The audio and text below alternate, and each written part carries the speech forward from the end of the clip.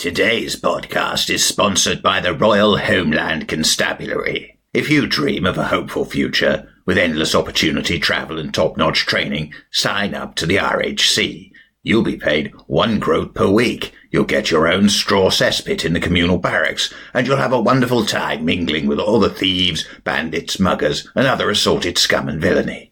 Sounds lovely. But when they say travel, they just mean down the street to find out who threw eggs at Madame Brandybox Garter Showhouse. And it's usually just Bert.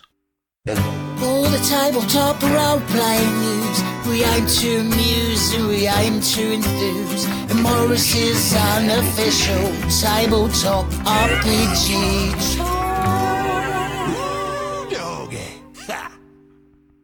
Hello, and welcome to Morrus's unofficial tabletop RPG talk. I, as always, am Russ, aka Morrus, or Morrus, aka Russ, and with me today is... Peter Coffey from the Southampton Guild of Role Players. Russ, as ever, it is an absolute delight to be here.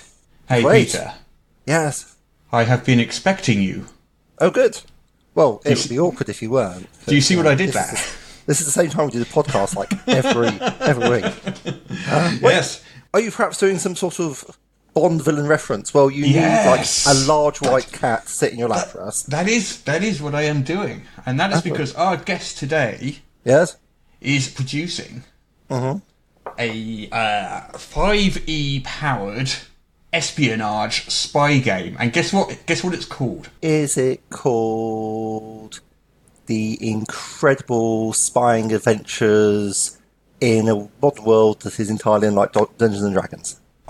Yes, it is. No. It is called The Spy Game, a title which I know you'll appreciate because you love games that do what they say on the tin. It does help a lot. Could you introduce?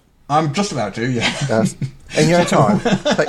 Yeah. So with us today is, I believe, the head of RPG development at Modiphius, and also is currently running a Kickstarter for his 5e powered spy game. This is Mr. Sam Webb. Hi, Sam. Hello, how are you doing? Not too bad. Good. All the better for having you here. Thank you very much. So, Peter, how's your week been? Yes, it's been pretty good. I was in the West Country, which is the southwest of England. Oh, I thought you were going to say Westeros for a second. No, that's a fictional place for us. Sam, is that a map of... Yeah, I just noticed. That's a map of Westeros behind you, isn't it? It is legit a map of Westeros, yeah. Is that not where you were, Peter? No, it's not, in fact, where I was. Although I might have been might have been in a place that inspired Dawn, I couldn't tell you. There was certainly a lot of cider, because we were on a cider tour of cider breweries, and it was marvellous. Marvellous, I tell you. Including the famous Lime Bay Winery, which... And is this why you have a mild headache today? Mayhap. How's your week been, Sam? It has been a roller coaster of late nights and emotions, let me tell you. Yeah. I know the feeling. There we go, right? No one quite prepared me for this. I mean, like, I've been involved in Kickstarters, with Modiphius, obviously. I think I'd, just started or a few months in when the John Carter Kickstarter was going on. I distinctly remember, like, seeing Chris going through, like, getting, like, graphics done and, like, kind of putting all the pledges up and him kind of figuring out exactly how things were going to go. Thankfully, I've got a partner in crime, James, who helps a lot in the background while I kind of, like, I'm like the face of the, like, kind of the game and the company and stuff. So that's been great because then I have had someone else be able to kind of bounce stuff off of and actually help out with stuff like updates and kind of putting together. It is a roller coaster of emotions, though, isn't it? Yeah. Like, I was just staring at a number on the screen, just going, "Go up, just go up." Yeah, I do that too. You think you can actually will it to go up if you stare at it hard enough? Oh man, like that. Like if I, it's like I'm £9 away from yeah. If I just click refresh, it'll change, right? No, it won't. The Kickstarter thing is live. It updates itself. That's a fallacy. Yeah, we've all been there. Yeah. Russ, how has your week been this week? Well, thank you for asking. Very, very similar to yours, I suspect, Sam, to be honest. Well, you've got your Kickstarter going on right now, right? Yeah. I mean, we're about halfway through, so we're right in that bottom of the U shape at the moment. Yeah. You know, just struggling through, and that's always quite That's always difficult, that period. Yeah. Yeah. But, we'll get there. We're doing really well, actually. I'm really happy with it. Good. It looks cool, man. Has it broken the 60k mark? Not quite. It's just like, it is literally a few pounds short of it. It's 59,500 something, I think, last time I checked. So it's so close, so close. We can. But it would be a much worse podcast. But we're not here to feel. talk about me, are we? Like, no offence, Guy, but we talked about you loads. Yeah, we know what you're I don't like. mind.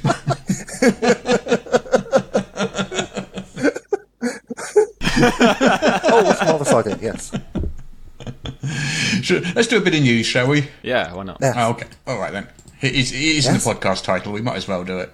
The big news of the week, at least I think the biggest news of the week, was the ENnie Award nominations for 2019. Yes. Have you guys seen these? It's super exciting. That is a really, really good list, I think, this year. And I say this because I'm no longer involved in the ENnie, so now you know I'm not biased when I say it. Nice. Afraid I am, though, because we're in it. Well, yes, there is that. Yes, So you are very, very publishes biased. literally everything in the entire world ever, so, yeah. That is very true, yeah. It is literally true. There is no such thing as a game that Modiphius does not publish, so... Yeah. I reckon at some point Modiphius is going to somehow be publishing D&D. Somehow it's going to happen. Maybe not today, maybe not tomorrow. Well, if you strip the definition of D&D to include the 5th edition rule set, and... Well, I'm not publishing under Modiphius. Not on your I'm doing it Modiphius independently. hat. Oh, yeah, we understand. Not under my Modiphius hat, no. Do you have a Modiphius hat? I don't. I really want one now. You said You should it. have a Modiphius hat for work. It's like, because you're so important, you should be a bigger Modiphius hat. I'm thinking possibly with like I think more it'd be bells really and useful maybe because some, then like, you could wear your different Modiphius hat peaks. or your black cat hat depending on what you're talking about at the time. Try saying that a few times fast. And your black cat hat could look Or like you could an have a actual hat black that you just cat. turn around so it's different from the front and the back. That's true. That sounds like legit. That sounds like how my mind is at the moment, actually. Let me just turn around. Hang on. I could just wear a cat.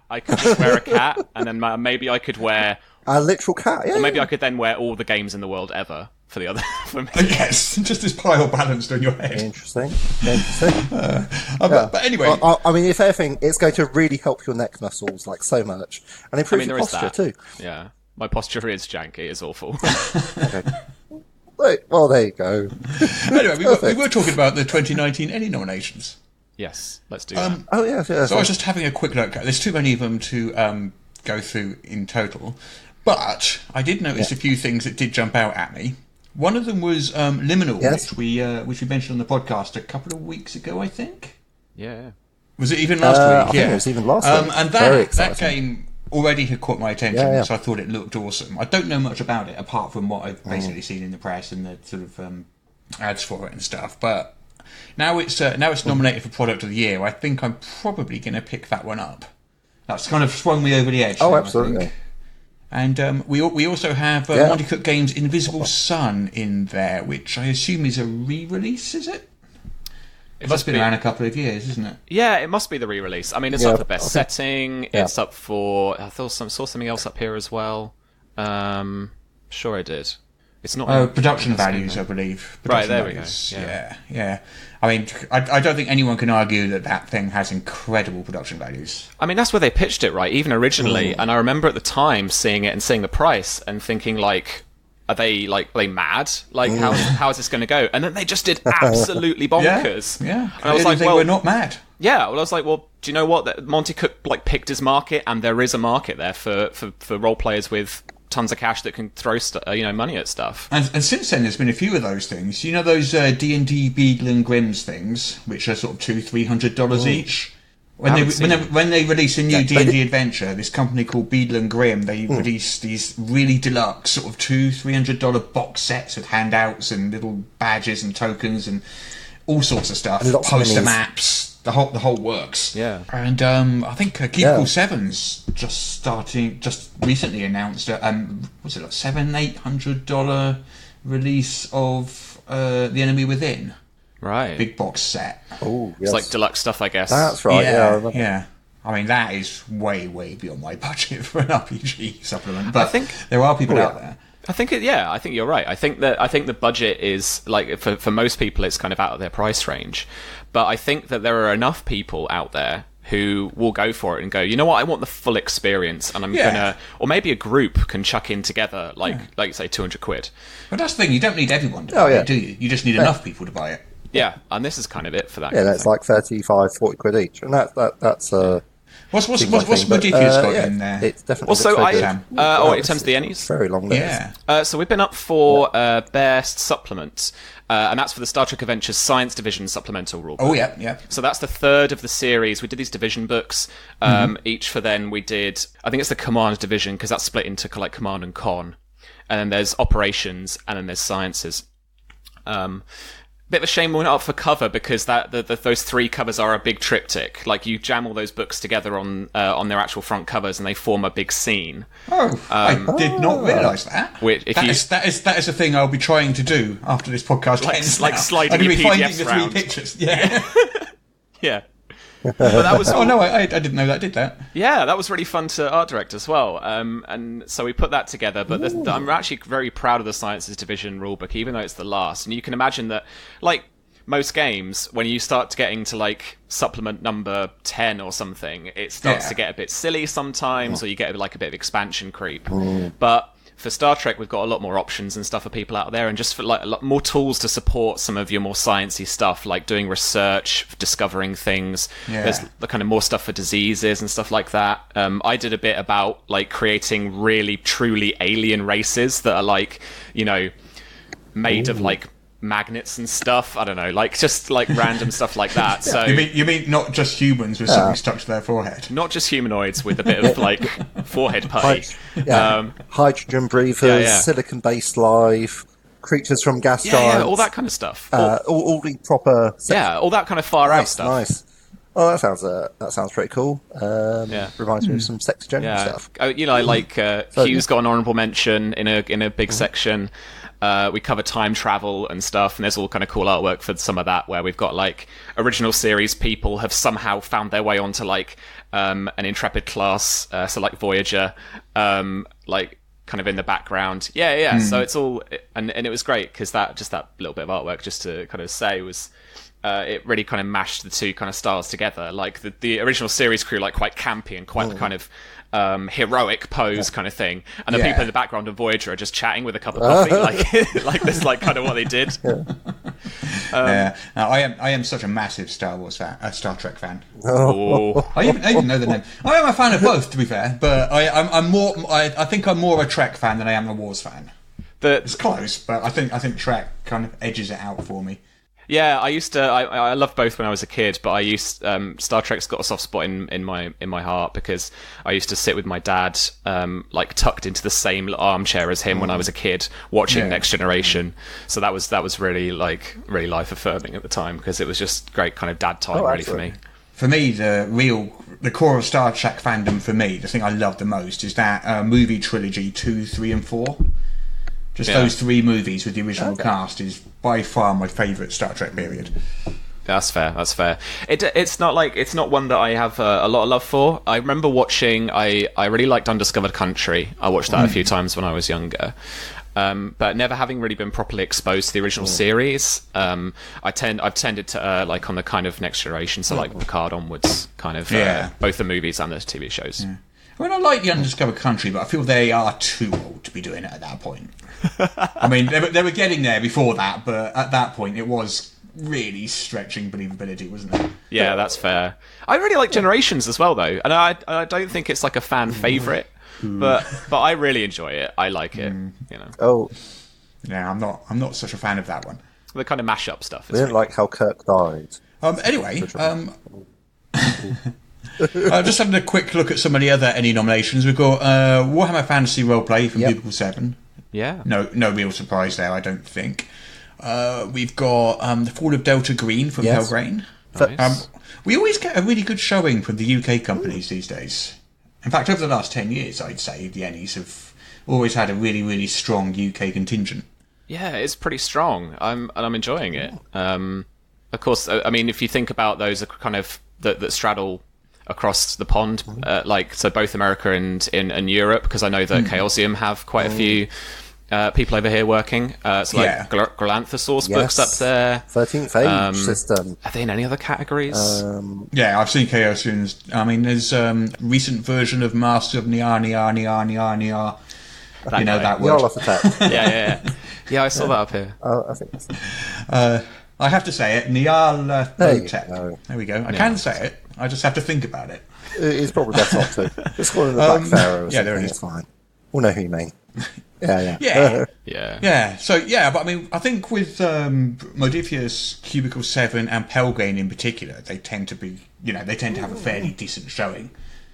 I think they represent the UK pretty well every year in the ENnies. Yeah, it's so odd to like only see these people at conventions too. So you travel like a few thousand miles to land in Indianapolis, and then you're like, oh, hey Don, like you're kind of down the road from us. Oh, hey, well, Andy. Cubicle 7's over in Ireland now, though, aren't they? They did, they moved. Away. Yeah, and I don't know where Pelgrane's based. That's in London, isn't it? I believe so. I think they have I do think they have an office, small office in London. Yeah. Anyway, should we see what else is in the news? Yeah. We have some Pathfinder 2nd Edition stuff. Ooh, how exciting! So their first adventure path for Pathfinder 2nd Edition. Oh goodness! Is called the Age of Ashes adventure path, and the first adventure in the Pathfinder 2nd Edition, Age of Ashes Adventure Path, is called Hell Knight Hill. That is a lot of brands to squeeze into one sentence. Yeah. Brand, sub-brand. It's hierarchical. It explains what's going on. And ultimately, if you call it Hell Knight Hill, then that's the name. I'm expecting a hill. I'm expecting a Hell Knight. If I don't get either of these, I'll be most unhappy. The first adventure by Amanda Hamon is up for pre-order now. Ooh. And obviously will be coming out around about the same time as the core rulebook, which is going to be the 1st of August, which, that's 3 weeks away now. But it's a Gen Con launch, isn't it? Yeah, nobody's seen the rulebook except for a select few bound under dire... Yes, the only people that have seen it are under non-disclosure agreements. So we'll have to wait 2 or 3 weeks before we can talk about it. Absolutely. Fair enough.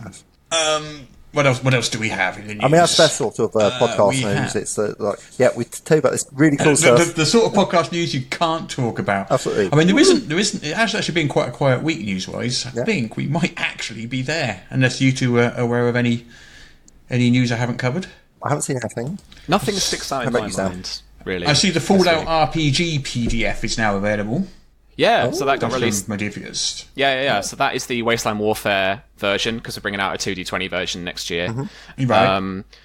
So that is like the fully compatible version with the miniatures game, and uses its rule set as the basis.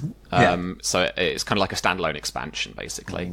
So that went on sale. I'm not actually sure how well it's done yet, because I haven't looked behind the curtain of our web store this week for obvious reasons.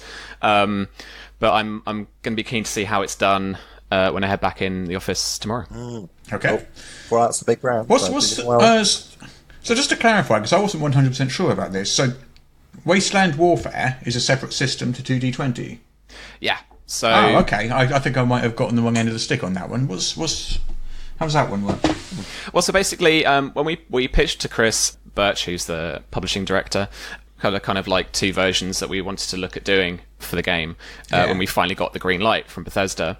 And we figured out, well, we could do both. And this first one, because it's based on the Wasteland Warfare miniatures game that was released last year, it means that what we can do is kind of build on something that Bethesda were really familiar with, and also provide fans of the miniatures game with what they were calling out for, really, which was kind of like, well, how do I roleplay with this system?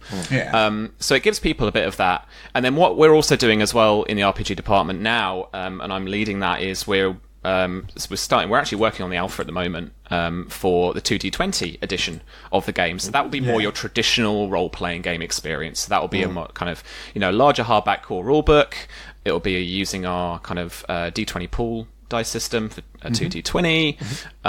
So it'll be fairly familiar with those who know the rules for that. But also I'm looking to try and kind of lower any barriers to entry for people who don't necessarily know the system that well, but who really love Fallout, because I think we'll have a lot of fans who really love the IP and don't know the system that well. Yeah. So it's sort of a lighter rules introduction to Fallout to help people get into RPGs? We absolutely can do. I haven't focused the development on that yet, but it's certainly something, because I think, like you say, I think there are going to be a lot of Fallout fans out there who maybe this will be their first experience of tabletop role-playing. So that will certainly be a consideration when we're looking into the game and actually looking at the development of kind of like the introduction and the core rules and stuff. So make it, as I say, lower barriers to entry, as easy as possible for people to pick up and play. Exactly. Role-playing games should be for everyone. I agree completely. Yeah, absolutely. Oh, sorry, Russ, I interrupted. Well, that's about it for the news this week, actually. Oh, well, that was a quick one. That's the shortest news segment we've ever done, I think, isn't it? That was brief. Quite possibly. Quick, play the national anthem. I think partly it was because EN World was down for 3 days last week while we were doing a trial upgrade of the software, which didn't work, and we had to roll back again. Yeah. No way. And that basically means that there was 3 days of news which probably I missed entirely because I was busy doing that rather than reporting on news. Yeah. Oh. And we're trying again this coming week as well, so we're going to be down again for 2 or 3 days this week too. Well, to be fair, we've got Gen Con coming up, so that is where a lot of the big announcements will be made. That is very, very true. That's true. And the big releases.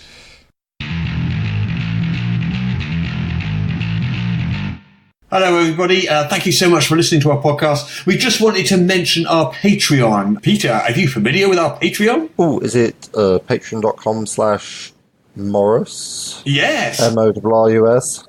At patreon.com/Morrus, you can find our Patreon, which is what pays for our podcast and buys us all these wonderful microphones and mixers and other little bits and pieces. And wires, so many wires. And all these wires. We have a load of wonderful Patreon backers at the moment. And those backers get... We cherish you all. Yes, we do cherish them very much. And those backers get bonus content every single week, just as a thank you for backing our Patreon. And because they're so awesome and so quick off the mark, they also get to talk to us in our Discord channel, which is pretty good. And sometimes even deign to answer that. But even more importantly, when we have guests coming onto the show, they have the opportunity to ask questions of those guests. And then we will pass on the questions that we think our guests will answer. So please, if you do enjoy the podcast, head on over to patreon.com/Morrus. Link will be in the show notes. Yes. And support us, even with just $1 a month. Every little bit helps. It's time to play our favorite game. It's time to play the game. Our favorite game in all the world. Guess the Kickstarter from just the name. Our favourite game in all the world. Yes. Go on, give us the proper title. Which we might have a theme tune for this week, depending on whether or not Daryl manages to put that thing together. We do have a theme tune for it. It will be super exciting. You're going to love it. It's like top quality stuff. It's is completely in line with our values as a podcast. Oh, I'm not making this better. His face. I can't wait. No, I'm genuinely excited to play. I love this. Oh, you do? Oh, fantastic. Yeah, okay, that's right then. Sorry, I didn't know if Russ had actually told you about it, or if you'd heard the podcast at all, or whatever. But I've heard it. Yeah. I really enjoy it. It's Peter's least favourite bit of the podcast. Only when we're playing on our own. I enjoy playing this. It's like an excellent example to everyone. And I think the Kickstarters that say what they are on the tin are good guns, which is why the spy game, I'm sure, will be excellent. Oh, and don't pick the spy game Russ, for me, because I think you should, man. I think you should try it. That would be slightly cheating, Russ. But maybe the bonus round is the spy game and what could it be if it wasn't the spy game? Yes. We should try and make up the most outlandish thing it could be. Let's get on with our favourite game in all the world, where I read out the name of a Kickstarter and you try to guess what it is from just the name. 2 each. Does that sound good for you two? So, yeah. You mean we won't need both these D10 then? Okay, I'll put that back away. Would you like to go first, Peter? Yes. All right then. Okay. I'll do it. I think you're going to like the sound of this title. Yeah. I don't know if you'll get it. Marvellous. Go on, just how you like it. Are you ready? Yeah. Okay, Peter. Yes. What is Red Carnations on a Black Grave? That is an awesome title. I've no idea what it means, but it's an awesome title. Huh. Red Carnations on a Black Grave. I think that this is probably some sort of adventure module, but who is it for? Red Carnations on a Black Grave. I'm thinking it is Probably something aimed at Call of Cthulhu, because we've got sort of, or maybe it's a sort of a detective one. I'm getting like a really strong noir feel from it. So it's like, some sort of detective noir, red carnations of the black grave. It's such a strong visual image. It's about like a group of people who've got together. I can't remember the name of that sort of Deadpool that you do with your friends. But it's basically like you get together and like put in some money, and whoever survives last takes all the money, because I don't know, that was something that people used to do for entertainment before they had the internet. Did they? I'll look it up when looking at the internet wouldn't be cheating, and I'll give you. I can't remember. It does sound There you go. fun. And so what this is we're looking at a whole pile of people, and it's like the red carnations are slowly coming onto this black grave, as people are dying off, and it's adding onto it. It's like it's a metaphor for what's going on, and it's sort of a murder mystery thing. Murder mystery, noir, adventure module, maybe Call of Cthulhu, I don't know. It sounds awesome. While I Tell me think what there it is should about be that. more murder mystery noir Yes. adventure modules, this is not one of them. Yes. What this is, and to be fair, there's no way you'd have got this. It is a free-form role-playing game that brings to life the 72 tumultuous days of the Paris Commune. You said some words there, and I understood them individually. So according to this, and I am not an expert in this by any means, but for just over 2 months in 1871, the Paris Commune tried to make an egalitarian socialist state a reality, despite disagreement within their walls and attacks from outside it. This is the story of a community caught up in sudden revolution. Interesting. Cool. Yeah. In it, like you say, kind of free-form story kind of way. Yeah, it says each player portrays 2 characters during the 2 months of the Commune, one of whom must die during the French army's all-out assault on Paris in the last week of May 1871. Oh, okay. Oof. That's heavy. Is it a Scandinavian publisher who's making this? And when does it end? This is by Catherine Raymond. Mm-hmm. Doesn't sound Scandinavian. No, not at all. So, no. Okay. And when does the Kickstarter Kickstarter ends end? on Thursday, July the 18th, which I believe is next week, the week after. Okay. Yeah, so if you want to get in on this... All right then, shall we do another one? Yeah. Yes, we should. Okay then, this one's for Sam. So, Sam, what is the spy game? Wait a minute. maybe that's cheating. Legit, or are we like... No, I think you might possibly guess that one. No, that's fair. It would be frightening if you didn't put it that way. Oh, I have no idea.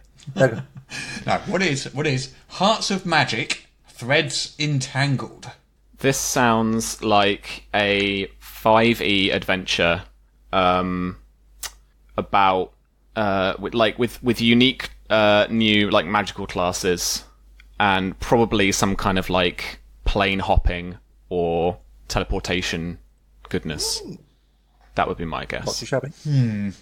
Playing your odds. I would say you're not much closer than Peter was. Unfortunately. Have you heard of something called Mobile Frame Zero Firebrands? I have not. I have not either. But apparently this is based Is upon that it. not like a war it game says- involving Lego? Or that you can... Sorry. Okay, don't I'm know. probably thinking of something else that has a similar name.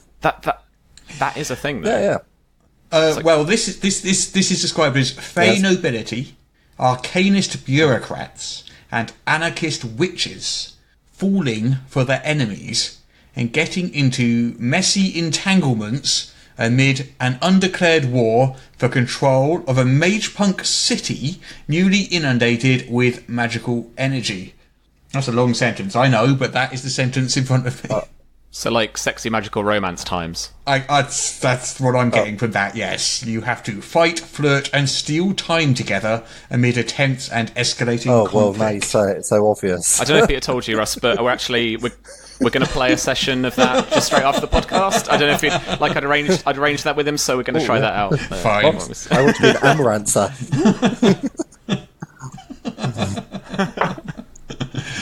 Oh dear, oh dear, oh dear. Yeah, that ends on Saturday, July the 13th, which is also next week. A different part of next week. What else do we have then? Okay, then, Peter, this one's for you. Yeah. Okay. Are you ready? Yeah, that's it. What is Troll's Teeth? That's the things they used to chew you with. Oh, sorry, is that the name of the Kickstarter? Oh, right, okay.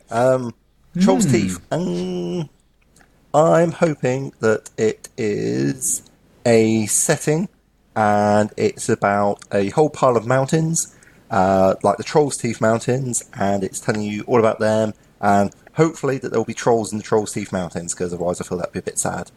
So some sort of vaguely heroic fantasy, but I could see some gritty OSR stuff going on. Well, yet again, perfectly bang on target. not even close. Oh, it's one of those two. So this is a tabletop RPG game of chance. Yeah. An original system. It's a combination of two things: gaming and blacksmithing. Obviously, those two frequently go together. My interest is slightly piqued. So it's a game of chance which fits into any role-playing game system. And the game is played with 6 handmade iron or wooden teeth that are cast across your favourite tavern table. Place your wager, cast the teeth, then count the pips, consult the results table in the PDF rules provided. Dice teeth. Yes. Dice teeth. Teeth Hearts dice. and bones. Well, I like the added PDF as well. I can just imagine these trolls in this ancient tavern tossing these wooden teeth across the table and then whipping out an iPad to check the PDF. No, mine's on my phone. I can't quite read this bit. Me fingers too big, cannot move. I think trolls should play with actual teeth. And here's an interesting thought for you: your teeth is an exposed part of the skull that you have to clean daily. And you can There's no occasionally such thing as remove. teeth. No. Oh, okay. Fair enough. Oh, boy, is my face red. Anyway. Okay, last one. Yes. Who's this one for? This one's for Sam, isn't it? Yeah. Yes. Okay, are you ready? Yes. What is the spy game? No. It's a game all about spies. What is the King of Dungeons? It is a 5e I keep saying 5e supplement, but it's a supplement. That does help It's the your way odds, to bet, man. basically. As If you just say doctors. 5e, you've got an 80% yeah. chance of getting it. No, do you know what? I'm going to change this a little bit. It's a system agnostic PDF of like big bad end guys. Yeah, but it's like pretty much all fluffy. So there's no distinct rules. So it's not like 5e or Call of Cthulhu or like any of this other like systems. But it's like Not a stat blocking site, man. Yeah. Well, I would buy that book, but what this one is a stripped down version of the 13th Age role-playing game. Okay. Oh. So it's by Baz Stevens, who is one of the co-hosts of What Would the Smart Party Do podcast. I've been on their show once, and this is a blend of the world's most popular role-playing game. I'm not sure I describe 13th Age as that, and the more indie narrative sensibilities, but simplified and stripped right back. He's also added other bits and pieces from all over the gaming spectrum and his own brainium, he says. So he compares it to 13th Age, what basic D&D was to AD&D. Okay. Peter looks blank. And you're a big fan of 13th Age, Peter, so... I am. Stripped down version, interesting. But then it's, was it basic to AD&D? Interesting. Yeah, why not? I'm sure it'll be interesting. Yeah. When does Baz's Kickstarter end? Tuesday, July the 16th. Right. So if you're listening to this podcast, you best get in there quickly. In fact, every Kickstarter that we've mentioned, you should definitely get in and back really quickly. Well, given the fact that neither of you scored any points, I suggest we have a tiebreaker. Is it going to be First a bonus person round? to answer wins. Yeah, it's a bonus round. Yes. First person to answer wins. Let's go. Are you ready? What is the spy game? It is a game all about restatting all of the characters in the monster manual to the spy in the back of the monster manual. how could it be anything else? That's like a decent shot, but I think you'll actually find it's a game all about making a lot of pies, but due to a tragic error in printing, it's actually the pies game. It's where you play a group of venturing pies going through a dungeon, trying to avoid the dreadful chefs that are trying to bake you alive. So it should be the pies game, but the S got moved at the end of the word. Kickstarter and proofreaders. I'm sorry. I do have to change the rules, even though Sam answered first. I have to give that one to Peter. Yeah, I would play that. I would legit play that. No, and genuinely, if my predictive text is anything to go by, we'll publish the soy game in 2020. That one does sound good. It's all about growing crops. Yeah. Well, It's being vegetarian.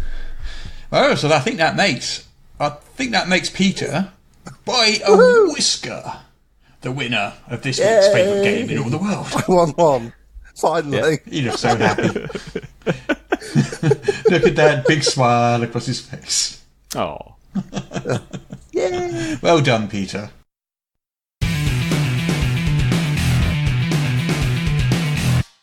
So, this campaign is set in Victorian London. The first railways have been constructed, and the streets are a mix of fog and gaslight. London is the biggest city in the world, and Jack the Ripper is at loose. So, what sort of character would you like to play? I've been looking forward to this campaign. I'd like to play a deep gnome illusionist. Sorry, I wasn't clear. The setting is Victorian London. It will help enormously if your character is appropriate for the setting. Oh, I see. My bad. My apologies. Well, in that case, I would like to play a tiefling warlock, if you please. I'm not sure you're quite grasping the setting. Victorian London is not known for its non-human fantasy races. Oh, no, not acceptable. Okay. How about this? A Minotaur who's the captain of a spelljamming ship. Victorian London. Okay, so you're not feeling that. How about Illithid Planeswalker? Victorian London. Right, okay, challenging me now. How about coming from the sewers, a Drow Paladin? Victorian London. Dragonborn? Nope. Rakshasa? Nope. How about a Pixie? Ogre Mage? Jan? Nope. A Bladeling or Hobgoblin? A Sea Elf? No. How about a Vidalkin? A Thryqueen? Work? No. A UNT? Seriously? What don't you get about Victorian London? A Stone Child? A Celestial? I said, no, even better, an Aarakocra. This is excruciating. Okay, how about a Furbolg or a Kinder, a Triton, a Modron, a Loxodon, a Lich, a Kobold, a Hellgiant, Dwagar. Oh, I've been reading Dragonlance recently. A Draconian. My tether nears its end. Fine. What about maybe a Gargan or Quarter Devil, a Demigod, Bork Queen, a Wookiee, a Sith Lord Wookiee. Come on. You're not even staying in genre now. How about some sort of android/predator? Oh, a Klingon, but it's actually a Terminator with a mix of Vorlons going in. No, perfect. Dalek. Really?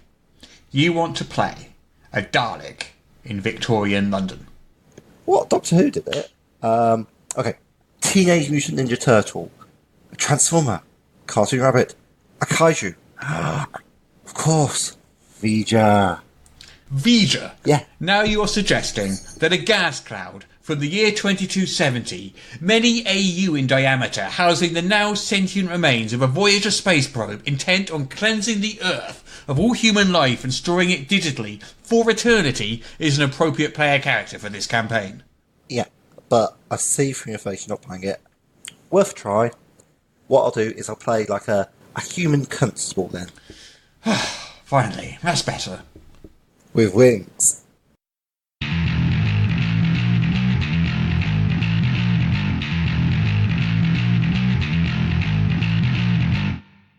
we can actually talk about the spy game. Ah, yes. Cool. So the spy game is on Kickstarter right now and is being masterminded. Are you and one other person, I believe, is it, Sam? Yeah, so it's me and James Barry. James is looking after more of the kind of business side of stuff, and it's helping with promotion, all that kind of thing. Whereas I'm developing the game, writing most of it. He's looking after some of the NPC stuff as well for us, which is really cool. But then the actual development from the 5th edition open game content, open game license stuff, so the SRD, I'm doing. So it's actually so far been about a year's work, I think, kind of up until this point. And then we launched the Kickstarter at time of recording about a week ago, and been doing really well so far. It has. I mean, it has. we're asking for quite a kind of moderate size compared to some Kickstarters, some kind of first off Kickstarters, because we want to be able to provide people with the kind of goodness that we're all kind of used to and know and love. So kind of hardback books and a GM screen and dice kind of from the off. We were looking to stretch some of those, and we kind of realigned a little bit, and they'll come out if we fund. So we're asking for 17k of your great British pounds. I know that will convert somewhere else. $22,000, something It'll be like about 21, 22. That's $921,423 US. $921,000 By today's conversion rate. I did that in my head. I might be slightly off, but Just slightly. but so you've gone with 5th edition as the rule system Yeah. for an espionage RPG. What was the thought process behind choosing 5th edition? Well, I really wanted to make something that people were already quite familiar with, because I've always loved the spy kind of action movie genre. Grew up watching James Bond and then stuff like Mission Impossible, and then through this have watched now tons of different stuff. Stuff escapes my mind now, but there's loads of different options on the table for people out there. True Lies. And so really it was more about Tinker Tailor Soldier Spy and just everything like that. Atomic Blonde I watched and was like, that's how I want the spy game to play. Yeah. Because it was just so cool. I have that recorded. I haven't had a chance to What watch are you it doing yet. with your life, man? it's Get so on and good. watch it. It's on the list. It is on the list. I love that movie. I've got to finish Stranger Things yet. Oh, that's true. You should before the internet spoils it for you. Atomic Blonde, I really thought was absolutely amazing. The choreography, the way they're shooting it. Charlize Theron's character. There's just that scene during the middle of it where she's just been fighting about 4 or 5 guys. She's so tired. She's just swaying around there. Yeah. Oh, brilliant. I love that scene yeah. so much. It's very strong. So it was more about the genre for me than it was about the system. But I wanted something that people were already really familiar with and was really popular. Yeah. I, went with 5th edition, looked at the OGL, thought that it actually would be a good fit. And I've always, as well, kind of really enjoyed modern games, actually, over, or sci-fi games over fantasy games. I think it's just a personal thing for me. I've run plenty of D&D, and I've played a little bit of Pathfinder. I've run some fantasy stuff over in different other little smaller systems, and that's all fine. And I enjoy it as much as the next person. But I found my GMing much easier to do, and I was able to kind of get into the games and the worlds much easier if it was just kind of modern or sci-fi. So I wanted to also to kind of have a bit of a challenge of trying to port over 5th edition over to the kind of more modern setting. I also really enjoyed when I got the chance to with an old gaming group to play Spycraft. I remember that one well. Yeah. And there was D20 Modern was about as well at the time, and I'm hoping that this is really kind of like a spiritual successor to those in that kind of same vein. I still have upstairs the old James Bond RPG from the 80s. The box set. Yeah, I've seen it. I don't think I ever played that one, but I have it. I really should dig it out and just try and persuade some people just to give it a whirl, just for kicks and giggles. But who knows? It's probably awful. I don't know. Was that was early 90s, right? Really Was early it? 90s, Is that when it was? I mean, I'm not sure. Certainly the cover looks very 80s to me, but I couldn't tell you. The 80s Bond is I've just been looking at, because obviously if you're using 5th edition, you're going to be going with a whole bunch of different classes. Yep. Completely replacing the classes from the core rules, obviously. So I've got a list here. You've got a face, a hacker, an infiltrator, a martial artist, a medic, a ranger, a soldier, and a technician. Which is I think everybody knows what each of those things is gonna do. What's interesting is you don't presumably have races though. No, It being not at all. set in the real world. Yeah. So what I've done there is fold the kind of 5th edition like race and background stuff together. Right. So everyone has a background, but that gives you a lot of what your kind of like racial bonuses would be if you're playing fantasy setting. And then basically, ethnicity does not come into it at all. You only really pick your nationality for kind of diplomatic purposes. And then otherwise, it's kind of like who you were before you're a spy, where you came from. So there are like sport backgrounds, criminal backgrounds, academia, government, diplomacy, all those kind of stuff, and military as well, obviously. And so really, it's kind of like picking a class, picking your background, and then generating stats. So that's kind of how it goes there. But a lot of the classes as well were actually developments on 5th edition classes that were already in there. I mean, some of them are a little bit less recognisable than others. So, like the face is based on Bard a little bit, but I think more the spirit of Bard. Whereas Ranger is pretty much Ranger with some tweaks. Yeah. Martial Artist, again, is some tweaks, but is almost just a name change from Monk. From the monk, yeah. Was this guy the specialist in Krav Maga? I saw that you had it written down. Yeah, so one of the... Is that part of the subclass? One of the traditions, one of the subclasses is Krav Maga, just because from doing research into more kind of modern martial art techniques, while I'm planning on introducing some traditional techniques, some more kind of older techniques, so like Shaolin Kung Fu, and hopefully if we can unlock it through a stretch goal, we've got like ninjutsu. Well, you've got to have that. No spy game can miss ninjas, can it? Ninjas. I mean, we've got the infiltrator right there. Infiltrator. Come on. Well, there is that. But of course, we all know with ninjas, the more of them there are, the less competent they are. It's true. Inverse proportionality, though. It's just how it is. It's why you can't go down to Dodgy Dave's Discount Ninja Warehouse and pick up 12 ninjas for like $5. I mean, it looks like great value, but they just don't last. Well, until you get down to one, then that last one is just going to be an epic. Oh yeah, absolutely, yeah. A bit like the Highlander, really. All the ninja power like goes back into the one. I thought the that must be how it works. Absolutely. Well, it has every time I fought offered as ninjas or so. I don't know how you guys do, but your personal experience is your own. So yeah, it works for me. Yeah. I thought the medic. I quite like the fact that they have a little bit of sneak attack that you're giving them, because they've got because they know if they're using a finesse weapon or something, they can say, "Oh no, we know your vitals are." I know exactly where to poke this. Yeah, exactly. Yeah. Have you got a favourite class there then? I have a little affinity to the face. Yeah. I don't really know what it is. I think the artwork looks epic. I was really pleased when Mo sent that through to me. Some of the features are really cool. So just really real like field crafty stuff, like the theme, which is like one of the first level features, where you basically you establish kind of like a little bit of a cover kind of thing of what you're doing, and that's very kind of like Hitman and like blending in kind of stuff. So you're walking down a street and you're like shopping for a suit or something, so you're looking at all the kind of shops and doing some window shopping, and it's that classic kind of perception kind of thing mixed with trying to lose someone who's tailing you, and it's all that kind of classic spy stuff. So that I was really proud of that one particularly, and all those kind of cool things as well. I like about the class. I'm looking at the pre-gen character right now. Actually, the face. The face is the agent at the social front line. Oh, because that's something we can actually mention. If you go to the Kickstarter page, you can download a 61-page PDF which has an introduction to the spy game, and you can see its roots in D&D. Also, it includes several pages of adventure, and it has something like 8 third-level characters, so you can play one, essentially, of each archetypal class.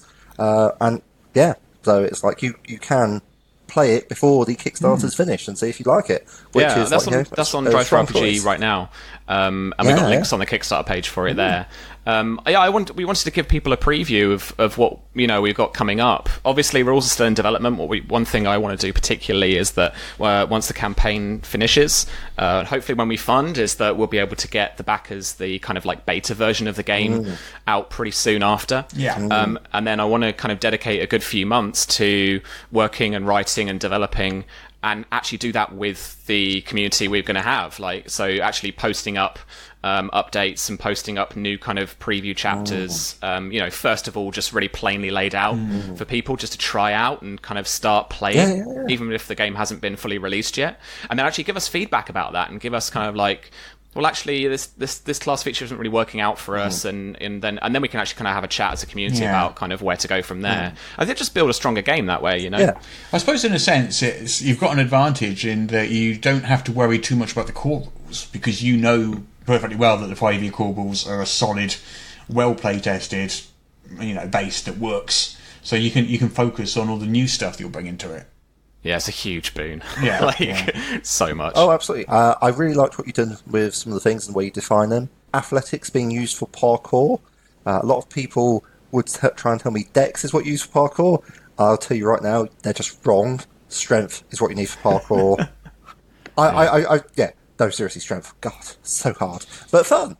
I really like the way you split tradecraft into espionage and infiltration. One being sort of the more intelligence-based, and one being sort of the more perception-based style thing. I thought that was very, very cool. Yeah. I did have a question. You've got infotech, which is all about breaking down, basically using computers, hacking and so forth, and cleaning up transmissions. That looked good. Mechanics, pretty obvious, dealing with mechanical things. And then you had tactics, has an intelligence skill. So I was just wondering, what's your vision for that? Yeah, you could absolutely hard skill it if you wanted to, but like anything in terms of kind of the combat, and you can game it as well. If you know that like 5 foot reaches and like I've got this much movement and that NPC's probably got that much movement, all that kind of stuff, you can totally game it.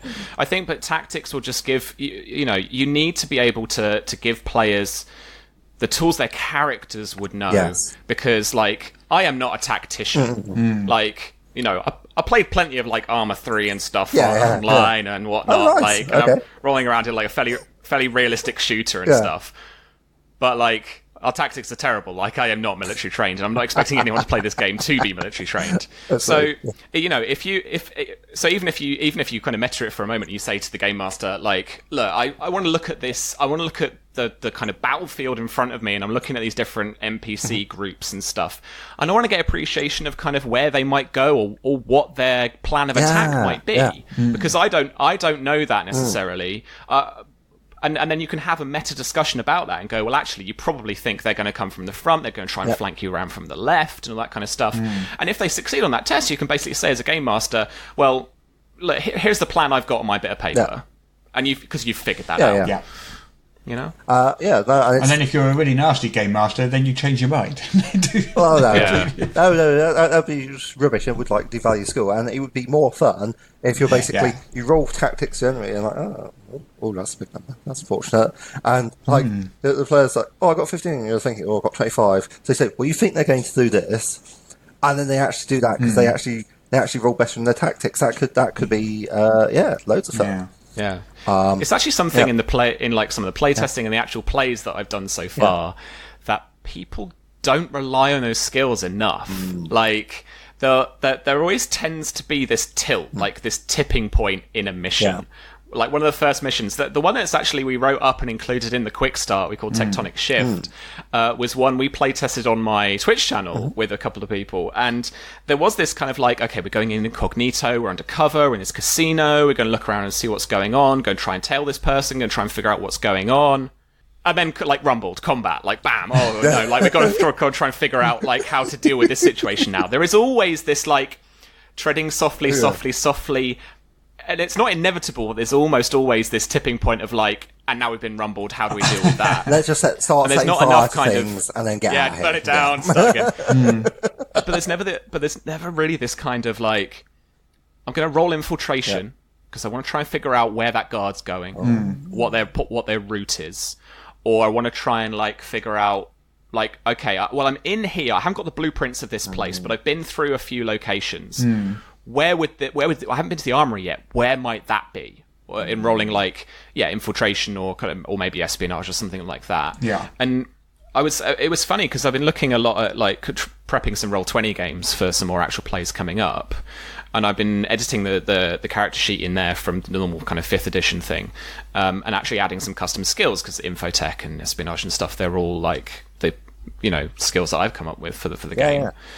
And actually, I was like, "There's a lot of intelligence skills that I've added in." Yeah. But actually, not thinking about it, I haven't. Like, you look at religion, you look at history, you look at investigation, all that kind of stuff. It's all int based, and there's loads of it out there. So, I think you can be quite as a group, particularly as you get more experienced, you can be a lot more kind of savvy of like, oh, I'm going to hard skill this. I kind of know what's going on, and then we'll just kind of clear up the mess if things go wrong.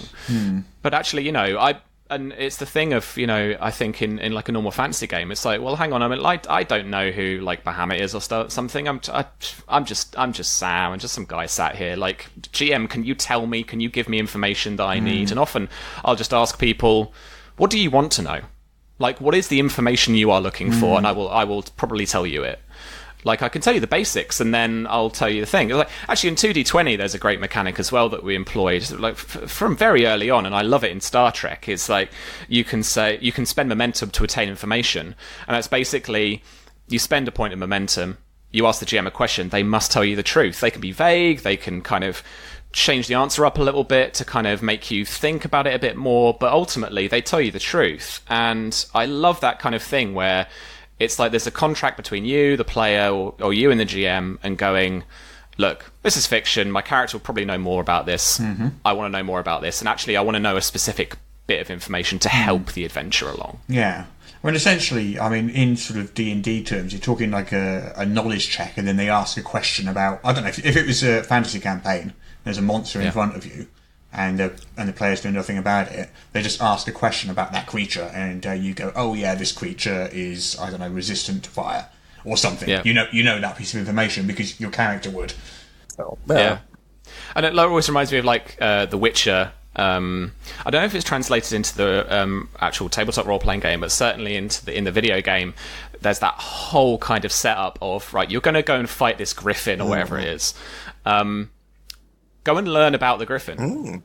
Learn about its vulnerabilities, learn about its resistances, figure out how you're going to fight this monster. And I was running a short D&D campaign, unfortunately, that kind of, as most games, kind of fell by the wayside. But I was running one that was kind of in that similar vein of like, you're a party of adventurers. You're going to go and face this monster that's like 1 or 2 challenge ratings above you lot. So you're going to have to figure out, and I can tell you, but you're going to have to research in character how you're going to defeat this monster, because you're kind of like monster hunters. Kind of thing. Get smart or get beat. Yeah, absolutely. I was just kind of looking at one of the pre-gens here. So it's the face. Yeah. And I'm just looking at the sort of background section on the character sheet here, and you've got a bunch of stuff here, which some of which comes directly from 5th edition, Ideal and Bond and all that sort of stuff. But you've also got some other stuff on here. So you've got double life. You've got cover identity. Obviously, you've got nationality, which is code name and things like that, which are just sort of background elements. So are these double life and cover identities, are they mechanics, or are they just sort of background information? So they're much like the 5th edition background information, stuff that you could either randomly roll or you could create yourself. I was just porting in the backgrounds. Like, it was just a straight up kind of port. Yeah. But actually through playtesting, and I've got to thank Charlie Smith for this one, because she kind of really posited the idea, which she said, like, you want something that really fits. Like, these are kind of okay, but like, I want something a bit more inspiring and stuff. So double life is like your life outside of your agency. Yes. Like, who are you really in the real world? And like, if you ever watched Alias, like, she's a college student, and like, she's just lost her fiance, and like, there's all this kind of stuff going on in her real life. And then she's also got to go and be a like super spy, speaks dozen languages, goes around the world and fights crime kind of stuff, right? So I always love that kind of thing because it just gives you your character some kind of groundedness in the world as well. And also is something that you can really use to kind of like mess with your players. Like, they give you the rope to kind of hang themselves with, right? Marvelous. So if you say like, Well, I have a nuclear family at home, like somewhere near Langley, and I've got 2.4 children and all this kind of stuff. And you're like, cool. So we're going to abduct your family. Very true lies. Yeah. Yeah, right. So you can kind of use it against people. That doesn't quite work if you're James Bond, though, because your secret identity if you're James Bond that's his secret identity. A secret It's agent. also his public identity. The most famous secret agent in the world. He's just like, I'm James Bond on the spot. But that again is interesting. That's his secret. Yeah, but that's both his secret and his public identity. Yes, absolutely. Yeah. Well, they always say like there is that big fan theory. James Bond is a code name. It's like a cover name for whoever inhabits the there is that. That doesn't quite work though, because his parents are always the same people. Yeah, I think it's a good fan theory. I don't necessarily think unless it's his true. parents were like foster parents, and they just fostered an entire family of spy children. We're actually going to induct you into spy. Which I suppose could work. We're like some weird bait and switch induction technique. Yeah. But what was interesting I found about James Bond, and the example you make, is that he doesn't really have a life outside of his agency, which I equally find interesting. And it's up to the GM and the group really to say, well, how much do you want your double life to come up? Like, if you don't want it to come up at all, you just want to go around the world and fight supervillains, we'll just do that. It's fine. It's a bit like backgrounds in 5e. Like, you can just kind of ignore them. They give you a little bit of flavour, and it's a good fun time. Yeah. Or you can really do the alias and really and become quite soap opera and dig into what's going on. Yeah. But it's like when James Bond gets basically suspended or fired or whatever it is in one of the recent films. I can't quite remember which one it is. Skyfall, yeah. I think it's Skyfall, I think. I'm sure at some point in every single film he gets fired. Yeah.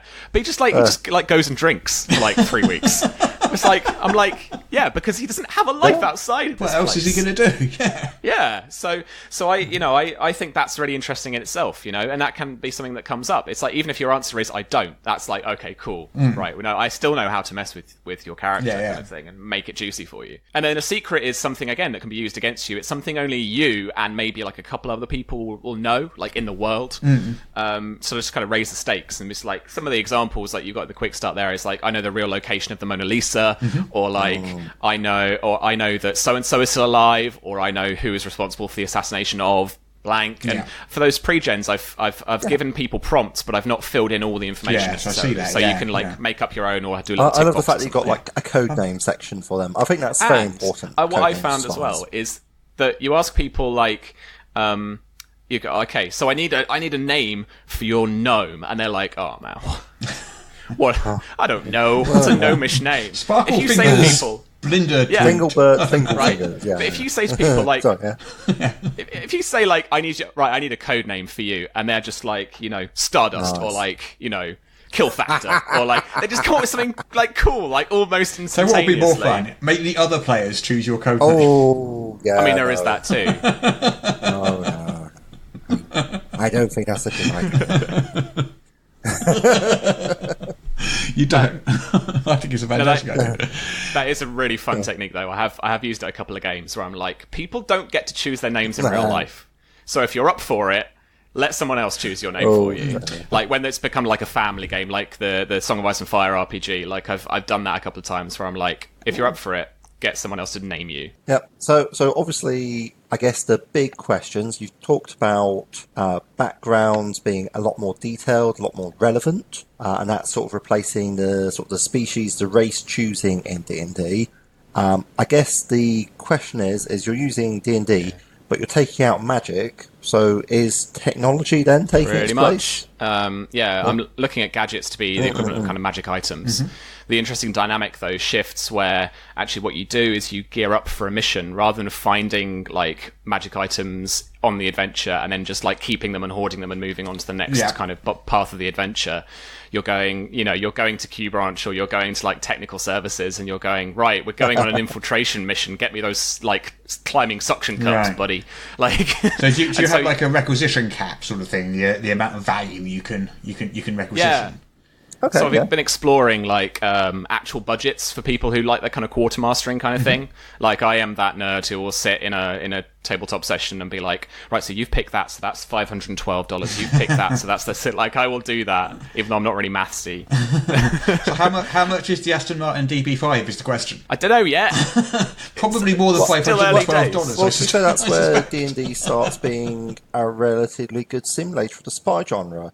Because James Bond, he's clearly like, level 9, level 10 sort of spy. Well, I was going to ask Sam that in a second. Actually, what is in the system? What is James? Because you must have had this conversation. What is James Bond? In my head, Yeah. constantly.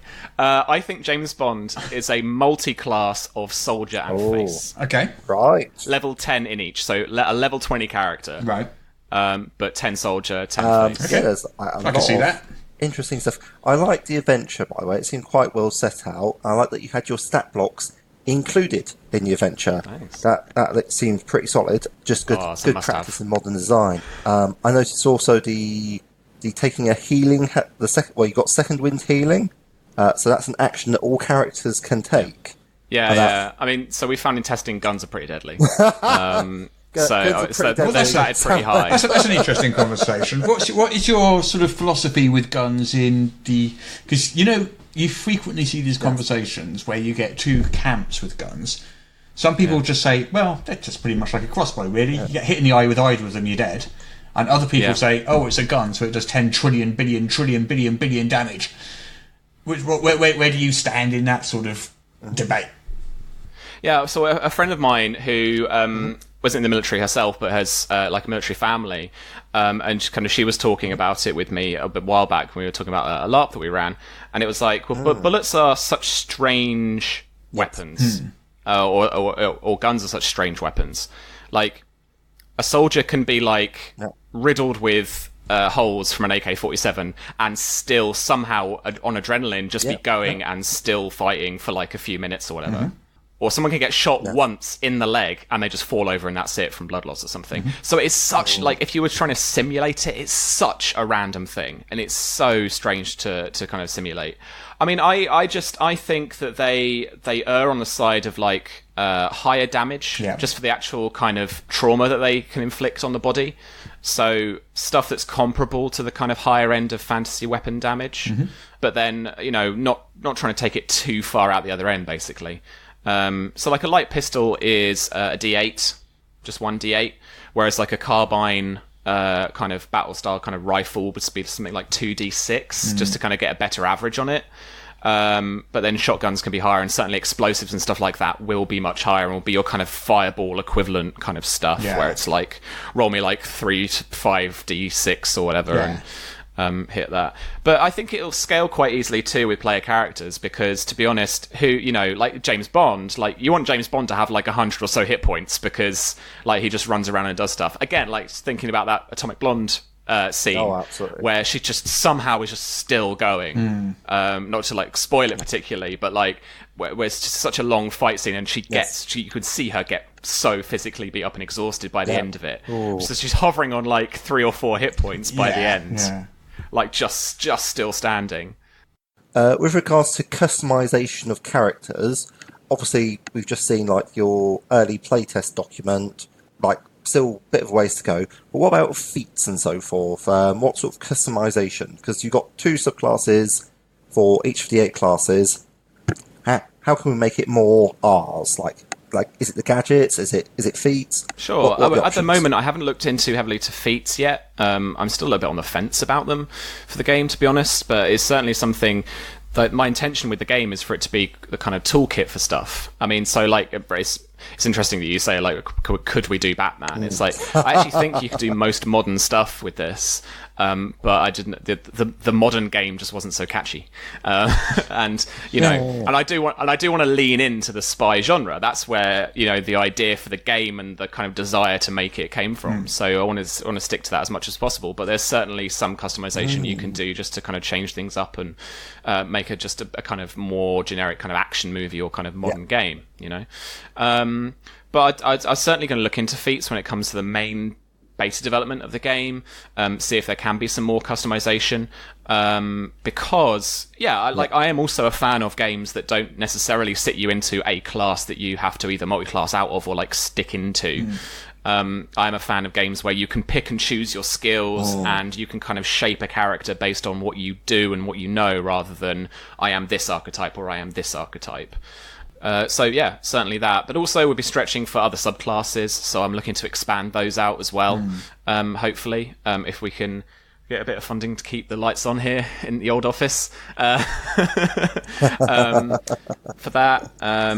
But it's certainly something I'll look into, but I just haven't quite yet figured out. So this is completely independent from your Modiphius stuff, isn't it?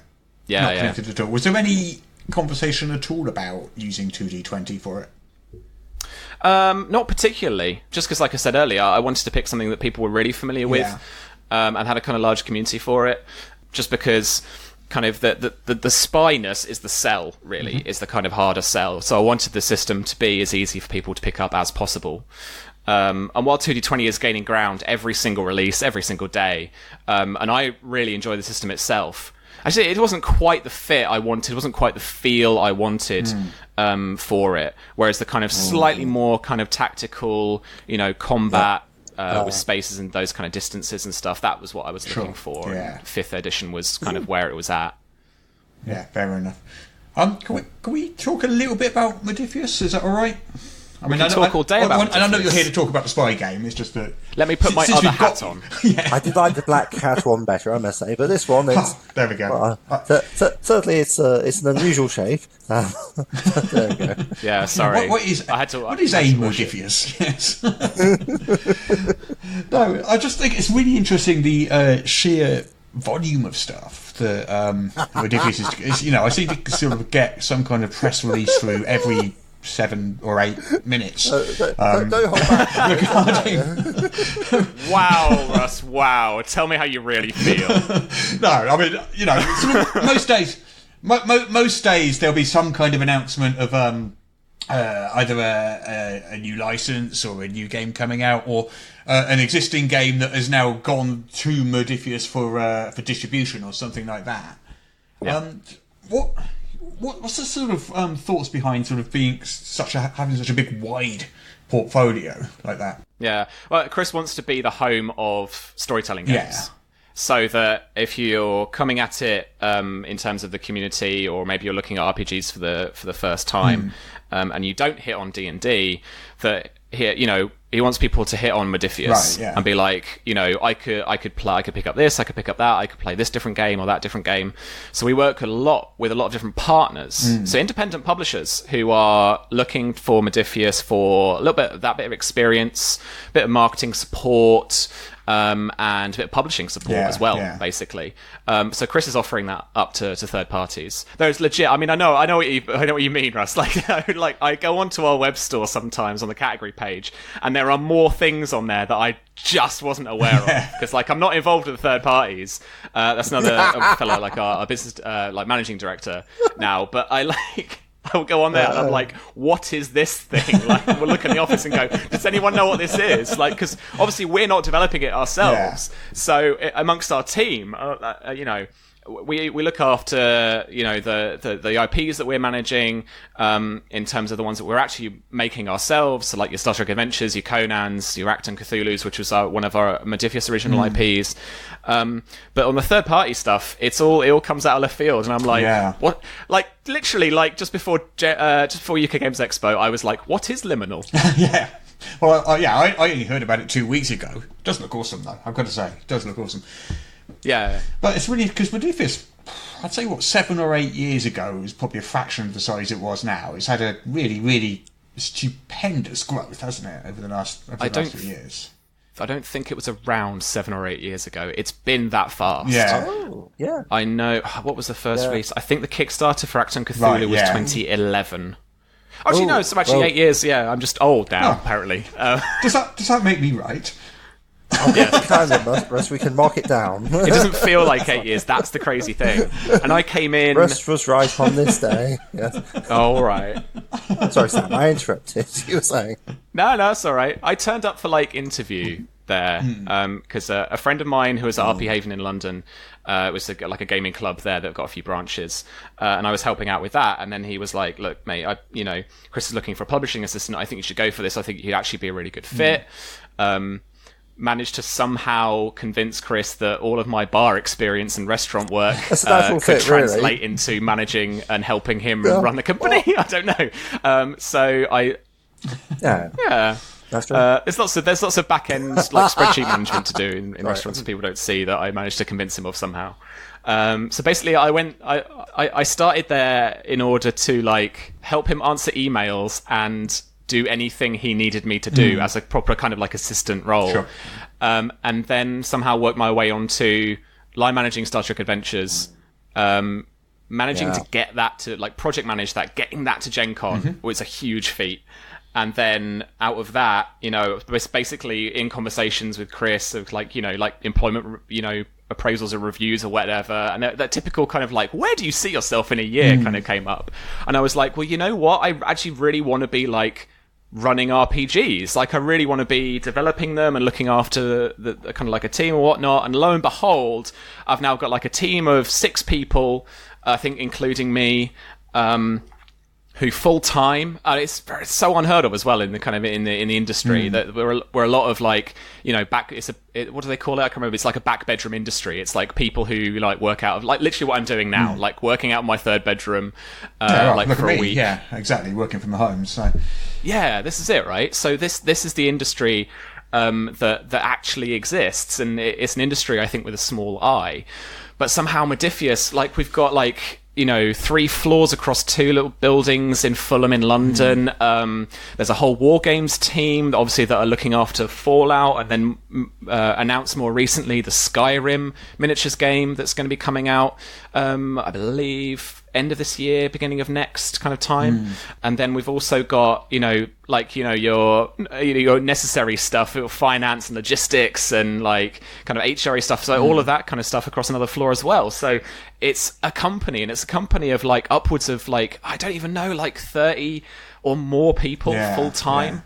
And then not to count the possibly hundreds of freelancers that we've worked with around the world on different games and stuff. So it's a huge undertaking, and it's just been it's really got some momentum behind it, and it's grown so quickly from Chris's Kickstarter way back when for Acton. I mean, in terms of gaming company size, it's got to be in the top 5, I reckon. Now you've got, I think it is. Yeah. You've got Paizo, Wizards of the Coast.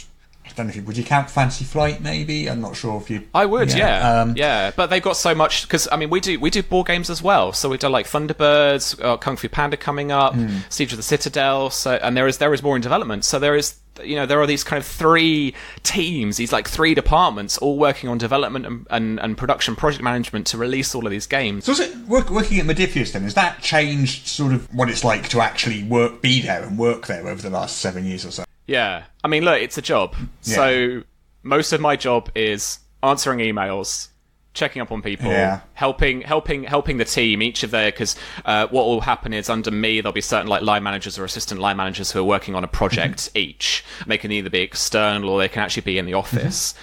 People who are full-time in the office will usually work on a couple of projects. And then I've got a couple of projects as well. I'm looking after Dune. I'm looking after the Fallout 2D20 edition. While I'll be doing all of that, I'll also be helping other people working on their own projects, just troubleshooting with them and helping them kind of arrange logistics or work with freelancers and stuff. So for me, it's changed massively. But it's still got a kind of family company, small business atmosphere. And that is fantastic. Chris and Rita, who founded the company, a married couple, so it is like a family kind of thing, and we'll see them on a daily basis. Anyone can chat to Chris. There's no kind of lofty ivory tower where, or like a board that sits up there and goes, "We are going to make this game because money." It's a lot of what Chris has got of what Chris has managed to get in terms of intellectual properties or certain games that we've made is he's gone, well, I used to really enjoy Star Trek, or I love John Carter, or I really enjoy Conan when I was a kid, or something. It's all come from a place of love, which is fantastic. So you sort of got to be a fan of something first before he'll... You have, and it didn't take a lot to convince him, but I was really like, Chris, I want to make this Fallout game. Like, I am a huge Fallout fan. I've been with it since Fallout 3. I've gone back and I've tried out Fallout 1 and 2, so I've getting the kind of atmosphere and the vibes from those as well. But like, I've got a passion for making that game, and I think you do kind of need a bit of that. I mean, you can, everyone can work professionally on something, and they can work and they can be objective about it, and they can try their hardest objectively about the thing. But if you've got like a kind of lived experience and understanding, like I did with my dad in Star Trek, line managing that product for me was a lot easier, because I was like, I know what the fans are going to kind of want, because I'm one, and I know what we're trying to make here. Whereas if you're kind of trying to intellectually explain Star Trek to somebody, they'd be like, oh, okay, kind of science fiction and discovery, and it's kind of like utopia-y stuff and this, that, and the other, and they just might not get the kind of the real juice of like what Star Trek is, the kind of differences with like Data and his cat, and Data wanting to be human, and there's those kind of relationships and stuff, that you wouldn't necessarily understand that the ship is another main character in the show, or that it's all about the characters, as well as the kind of discovery parts of this game, So it's always such a kind of passionate place to work, and such a creative space to work in as well. Even if majority of the day I have to answer emails and look at spreadsheets. that's my life too. I know what you mean, but still, it is what it is. Yeah. Right, we are coming up on an hour and a half, so we need to start winding up now. And I wish you all the best of luck with the Kickstarter. I mean, you're smashing it, so you don't need the luck, but I wish you luck anyway. Oh, thanks so much. But I do think it is time we wound up now, because we've got stuff to do. So thank you so much for coming on. It was a real pleasure having you. Yeah. Thank you everybody for listening. As always, it's been a blast, and we'll see you next week, where we're going to be talking all about The Expanse, which we were supposed to be doing this week, but because Sam at the last minute said he was available, we squeezed him in, and we'll do The Expanse next week. Woohoo! It was a tight fit. There we go. But I backed the Expanse, so I am looking forward to that. Have you not got that yet? Oh, I did. I backed it. Yeah. Yeah, I got mine. We'll go into detail and expand it for you, so you can learn all about the game without having to read it. Best way. Yeah, it's very nice. Anyway, expand on it. Hey, hashtag Team Peter. This one's you, Shane. So thanks so much, Russ. It's been awesome. Thanks so much. Thanks, Sam. That will be goodbye from me, Russ. It's goodbye from me, Peter. And it's goodbye from them. I'm Sam. Thank you very much. Bye.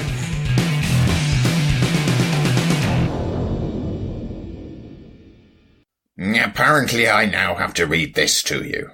This is the official podcast of Morris's unofficial tabletop RPG news, which you can find at enworld.org. You can find show notes at morris.podbean.com or wherever you found the podcast. If you feel like they deserve it, you can support the show on Patreon. In return, you will receive exclusive bonus content. Just go to patreon.com/Morris. If you're interested in his babbling nonsense, you can follow at Morris on the Twitter. Send your emails to morrispodcast@gmail.com. Not all of your emails, just the ones you want us to see. That's it. I'm bored now. You can go away. Shoo, off you go. Goodbye. Get out of here.